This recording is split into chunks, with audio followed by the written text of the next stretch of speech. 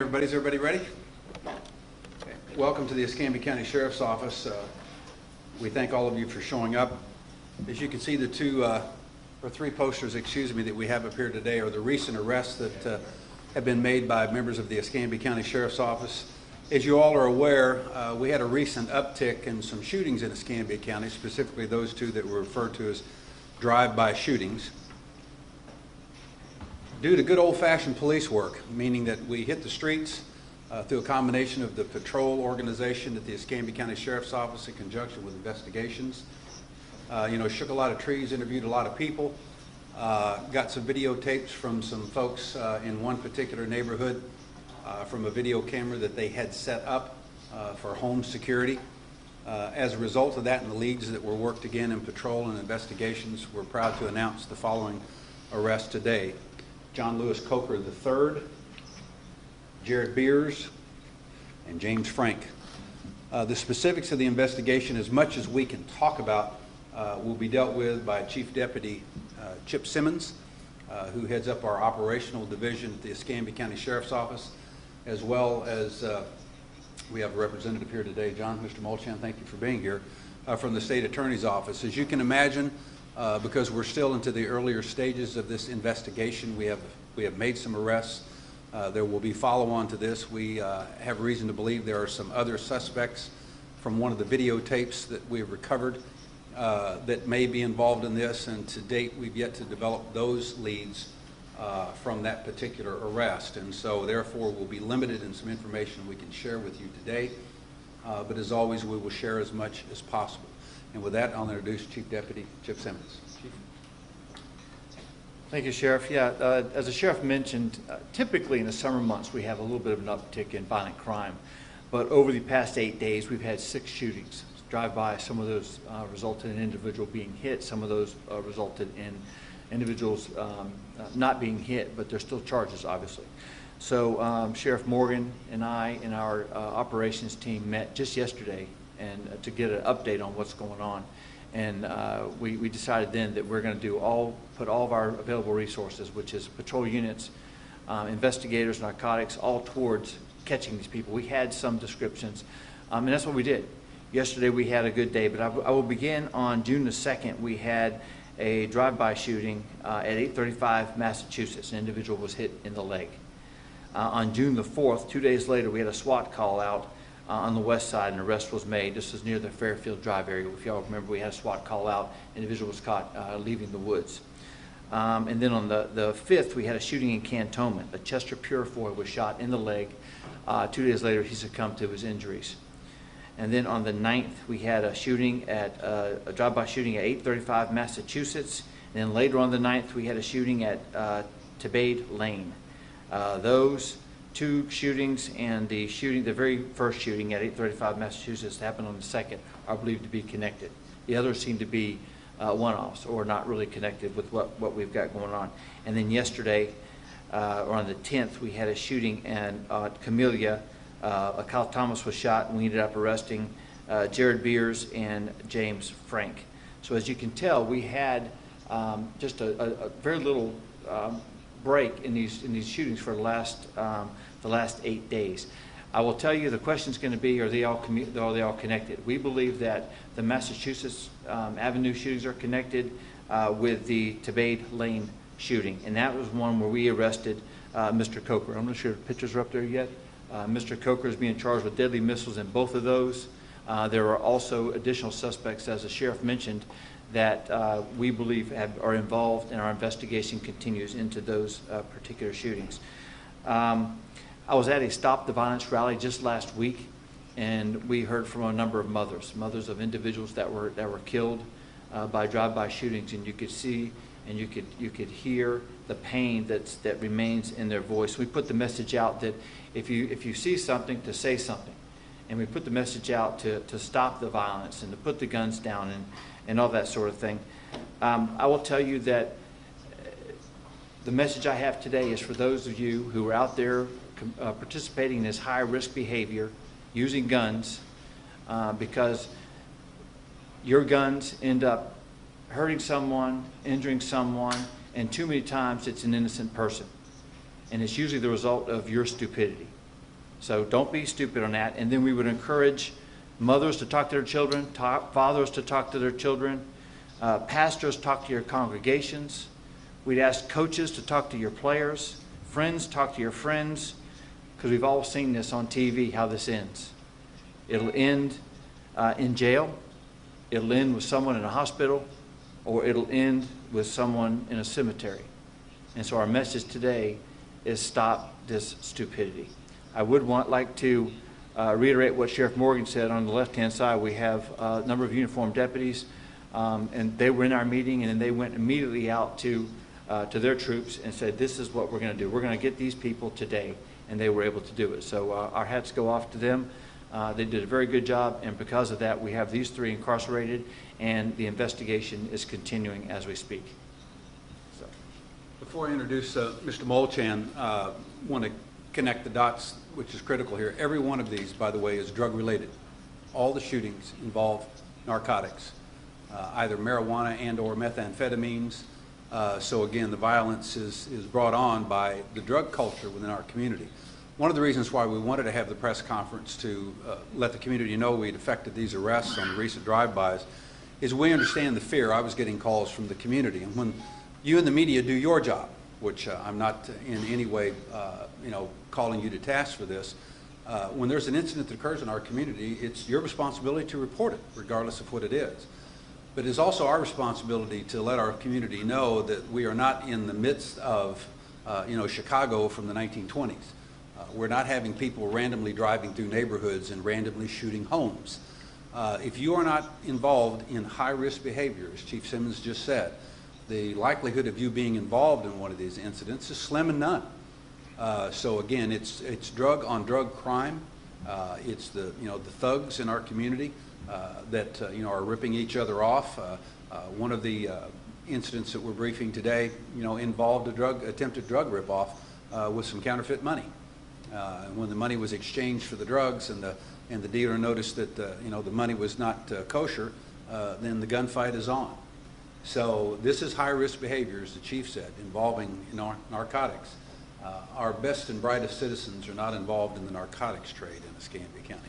With that, we'll introduce Mr. John Molchan. Mr. Molchan from the State Attorney. Really can't, again, this is an ongoing investigation, especially the one with Mr. Coker, because I believe we still have several suspects that are really the shooters involved in this that are out, so I won't speak to those.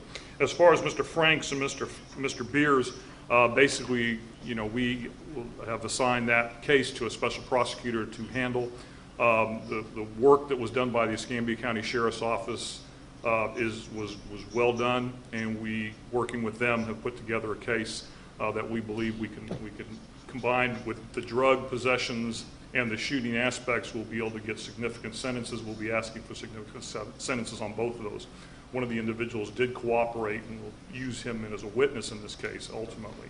I will echo the comments of the sheriff that, again, the crimes that we're seeing involve basically drugs and guns, and they involve young people. All these people are under the age of 30. I hate to say that, that's young now in my world. But again, they are, it used to be in my business over the years, you never saw anybody that would mess with a marijuana dealer. It is very common that we see reports of marijuana dealers being stuck up, robbed, and things like that. That was never a target in this business that's going on right now. But again, we thank the Sheriff's Office for doing the hard work that they did. We hope, again, and echo the comments, that again, this has got to stop. And people have to help out in this endeavor. It requires the citizenry to help stop this. It's not just us in this, it's the whole community that's going to have to stop this. Before we open it up for questions, the last comment that I will add for everybody is understand something. Until such time that our community steps forward and helps us in this, we are always in a reactive mode. Always in a reactive mode. We respond after an incident occurs. And so again, if you have a family member or a friend, or if you live in a neighborhood where there is drug activity occurring, you know that there's drug dealing going on, and we know that we have some citizens that assist us in this because we get the calls and we begin narcotics investigations based upon that. Normally we hear from our community, well, they're afraid.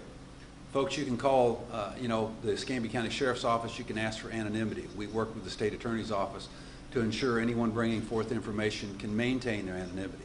You can call Crime Stoppers. You can call 433-STOP. You have a whole host of things that you can do to ensure that no one in your community knows that you're the one that called law enforcement to report criminal activity in your neighborhood. And so we want to emphasize to folks, until you pick up the phone and notify us of these particular instances, we are always in a reactive mode. So if you have a family member or a friend or someone in your neighborhood that's involved in this activity, the reason why I bring that up and emphasize it is this. One of the houses that was shot up the house was misidentified. So it wasn't the correct house. When they were going to go back and do the shooting, the wrong house was shot. So I will tell you, if you have this high-risk behavior going on in your neighborhood, you are placing yourself and your family at risk. It's not a problem that will just go away. You need to report this to law enforcement. With that, we'll open it up to any questions that we can answer. Sure. Mr. Coker, you mentioned was tied, believed to be tied to two of the shootings, Massachusetts and Bay. What were the cases, the other two suspects? What shooting or shootings do you believe they were connected to? Chief, let the operations answer that question. Yeah, Coker was involved in the ones I said were connected. The ones on Massachusetts, the one on Tebade, the Beers and Frank was involved in the Camellia shooting. Would also emphasize in some of these shootings, like when Mr. Purifoy, he finally succumbed to his wounds. We have another victim that's in the hospital, that's clinging to life.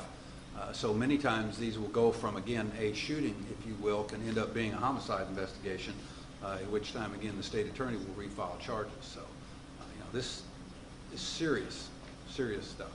Just to clarify, you said the two shootings on Massachusetts, same address for those 835, so those are both outside Diego Circle, and that's the same one that Coker's connected to on the west side on Tavis. Is that right? That's correct. He's a suspect. He's not alone, but he is a suspect. Been arrested for two for deadly missiles, but he's also a suspect in some other. Was he the alleged shooter in all three cases, or was he being shot at? Because they're two different locations. That's not very clear in my head. As we understand it right now, he is the driver in the two shootings that we charged him with on the deadly missiles. But again, what's important to understand is that we're still working these cases. We just stopped these people yesterday, and there's a lot to do. There's search warrants, there's interviews, and then one interview will lead to another interview and all that sort of thing. So what we're giving you is up-to-date information because we think the public wants to know, needs to know, that when they hear about these shootings that we're working and we're investigating, we're taking these people that are ruining their neighborhoods and we're putting them in jail where they belong. Yeah, Andrew, I'll give you the specific addresses for that. The 835 Massachusetts Avenue and 8346 Tebade Place are the two that John Lewis Coker is tied to. And then Jared Beers and James Frank are tied to the 63 Camellia Drive shooting. Can you comment at all on the nature of what were they trying to do in these drive-bys at those three locations? We know it's drug related, and you talk about robbing. You okay with this?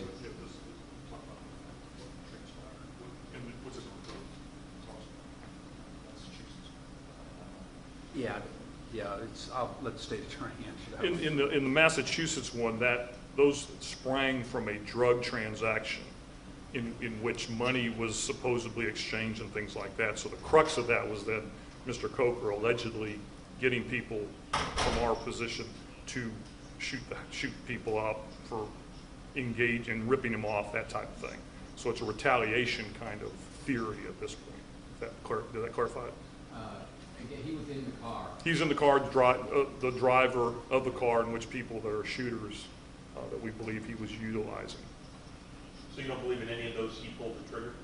At this point, it's too early to say, simply because as you can tell from the video, you can't discount at this point, but based upon what we have at this point, he's not a trigger person. And then this question is for the Sheriff Morgan.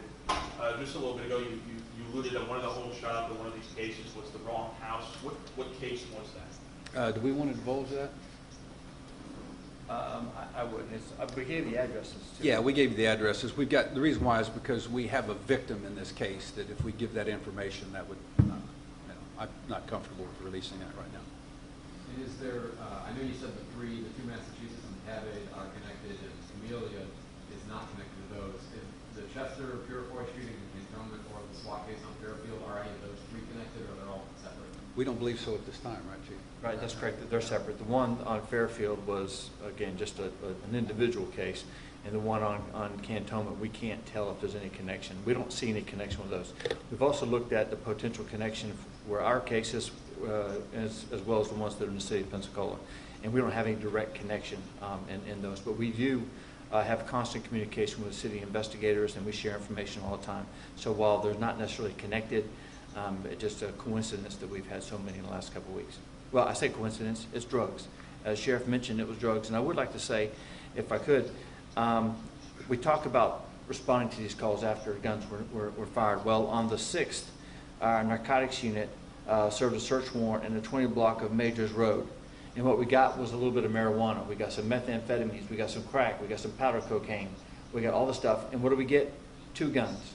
We got 2 guns and $29,000. Now, what do you have those guns for? Had we not intervened in that particular case, those 2 guns would likely be used in something, again, the rip-offs that the sheriff was talking about. So we're not just investigating these after the fact. We also have a proactive high-intensity patrol unit. We have a proactive narcotics unit and a proactive investigations unit. So we're not just waiting for this to happen. We're going out and getting these people, getting the drugs off the street, getting the guns off the street before something bad happens. Yeah, the point to that, what the chief just says, we work your tips. If you call, again, if we get information from the community, the narcotics folks, especially in this instance, are all over those things. Young man, you had a question in the back? Yeah, I was just curious. So with these other shootings that you guys are still looking for people, do you have any suspects yet? Are you questioning people in those?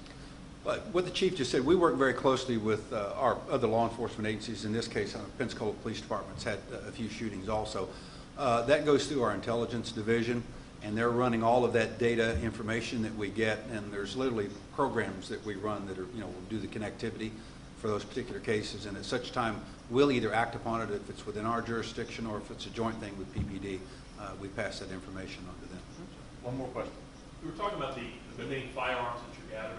Where are these guns coming from? Is there a legal supply coming in, or are these legally obtained guns, generally based off what you're saying? Well, sadly, you're getting into a gun control issue, if you will, if nothing else, just by inference. It's not difficult to find illegal firearms and to say where do they come from. Now, we routinely work that information with the Alcohol, Tobacco, Firearms, and Explosives group, to run serial numbers. The Florida Department of Law Enforcement also has the capability to do that. And there's actually a national database that's used. If you all recall, we had a storefront operation several years ago. We took into custody during that storefront operation a weapon that was used in 1983 in a liquor store robbery in Los Angeles, California. So, weapons that are reported, the database is pretty darn good for that. So to say specifically where those are at, until we run these particular weapons, we won't know. But I can tell you it's a rare thing to arrest a citizen who is a legal gun owner. They're not engaged in high-risk behavior such as dealing drugs. That's part and parcel to what they do. While we appreciate the Stop the Violence marches, et cetera, remember, we're talking to the decent members of our community. Who we need to be talking to and reporting are the folks who are engaged in this high-risk behavior. Thank you all very much. Thank you.